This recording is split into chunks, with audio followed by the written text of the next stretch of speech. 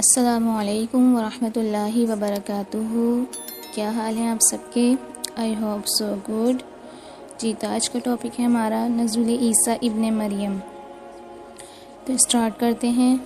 رب اشرح لی صدری ویسر لی امری واحلل عقدۃ من لسانی یفقہوا قولی رب زدنی علما۔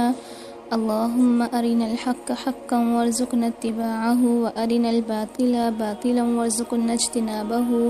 اللہم فقہنا فی الدین، آمین یا رب العالمین۔ بسم اللہ الرحمن الرحیم۔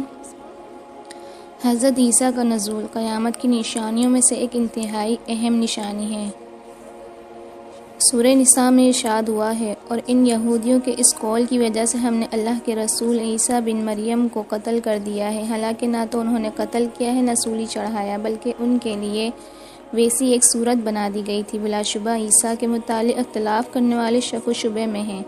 انہیں تخمینی باتوں کے سوا کوئی یقینی علم نہیں، اور یہ یقینی بات ہے کہ انہوں نے اسے قتل نہیں کیا، بلکہ اللہ تعالیٰ نے انہیں اپنی طرف سے اٹھا لیا ہے، اور اللہ بڑا زبردست اور حکمتوں والا ہے۔ اہل کتاب میں سے ایک بھی ایسا نہ بچے گا جو حضرت عیسیٰ علیہ السلام کی موت سے پہلے ان پر ایمان نہ لے آئے، اور روز قیامت آپ ان پر گواہ ہوں گے۔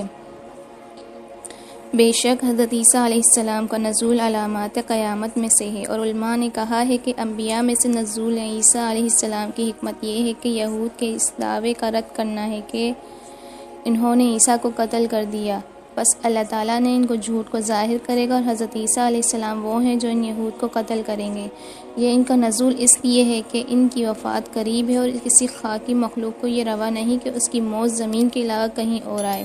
اور یہ بھی کہا گیا ہے کہ انہوں نے حضور صلی اللہ علیہ وسلم اور ان کی امت کی صفات معلوم ہونے پر دعا کی کہ اللہ تعالیٰ انہیں عیسیٰ علیہ السلام کو اس امت میں سے بنائے، بس اللہ تعالیٰ نے عیسیٰ علیہ السلام کی دعا قبول کی اور ان کو زندہ رکھا تاکہ وہ آخری زمانے میں نازل ہوں، شریعت اسلام میں موجود ہو، اور ان کی آمد کا وقت خروج دجال کے موافق ہوگا تاکہ وہ دجال کو قتل کریں۔ قیامت کے قریب حضرت عیسیٰ بن مریم علیہ السلام آسمان سے نازل ہوں گے اور حکومت کریں گے۔ مسلمان ان کی قیادت میں کفار کے خلاف جہاد کریں گے۔ ان کا عہد مبارک میں مکمل عدل و انصاف ہوگا، دولت کی فراوانی ہوگی، لوگ آپس میں بغیر معمولی پیار و محبت سے رہیں گے، حسد، بغض اور کینہ بالکل نہیں ہوگا۔ حضرت ابو ہریرہ رضی اللہ عنہ کہتے ہیں رسول اللہ صلی اللہ علیہ وسلم نے فرمایا، اللہ کی قسم، عیسیٰ بن مریم علیہ السلام آسمان سے اتریں گے، حکومت کریں گے، عدل و انصاف قائم کریں گے، صلیب کو توڑیں گے، جزیہ نہیں لیں گے، جو ان کو چھوڑ دیں گے ان پر کوئی محنت نہیں کرے گا، یعنی ان سے کام نہیں لیا جائے گا، لوگوں کے دلوں سے کینہ، بغض اور حسد جاتا رہے گا۔ حضرت عیسیٰ علیہ السلام لوگوں کو مال دینے کے لیے بلائیں گے، لیکن کوئی بھی لینے کے لیے تیار نہیں ہوگا، اسے مسلم نے روایت کیا ہے۔ عیسائیوں کا عقیدہ یہ ہے کہ حضرت عیسیٰ علیہ السلام اللہ کے بیٹے ہیں، اور انہوں نے صلیب پر جان دے کر سارے انسانوں کے گناہوں کا کفارہ ادا کر دیا ہے۔ دوسرا عقیدہ یہ ہے کہ ان کی شریعت میں سور حلال ہے۔ حضرت عیسیٰ علیہ السلام آسمان سے نازل ہونے کے بعد اعلان فرمائیں گے، میں نہ اللہ کا بیٹا ہوں، نہ صلیب پر جان دی، نہ کسی کے گناہ کا کفارہ بنا، نہ سور حلال کیا۔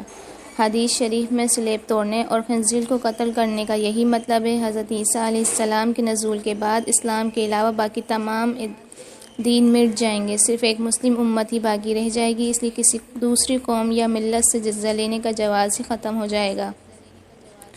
حدیث شریف میں جزیہ نہ لینے سے یہی مراد ہے۔ حضرت عیسیٰ علیہ السلام دمشق کے مشرقی حصے میں مسجد کے سفید مینار کے پاس اپنے دونوں ہاتھ فرشتوں کے کندھوں پر رکھے ہوئے نازل ہوں گے۔ نزول کے وقت ان کے سر کے بالوں سے پانی کے قطرے موتیوں کی طرح ڈھلکتے نظر آئیں گے۔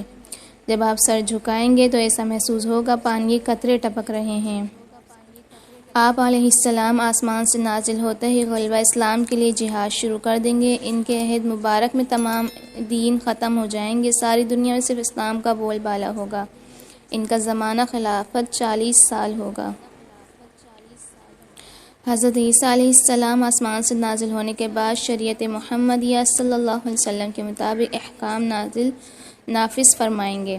حضرت ابو ہریرہ رضی اللہ عنہ کہتے ہیں کہ رسول اللہ صلی اللہ علیہ وسلم نے فرمایا، جب عیسیٰ بن مریم تمہارے درمیان نازل ہوں گے تو تمہارا امام تمہیں میں سے ہوگا، اس وقت معلوم نہیں تمہارا کیا حال ہوگا۔ اسے مسلم نے روایت کیا ہے۔ حضرت عیسیٰ علیہ السلام کا نزول امام مہدی کے دور حکومت میں ہوگا۔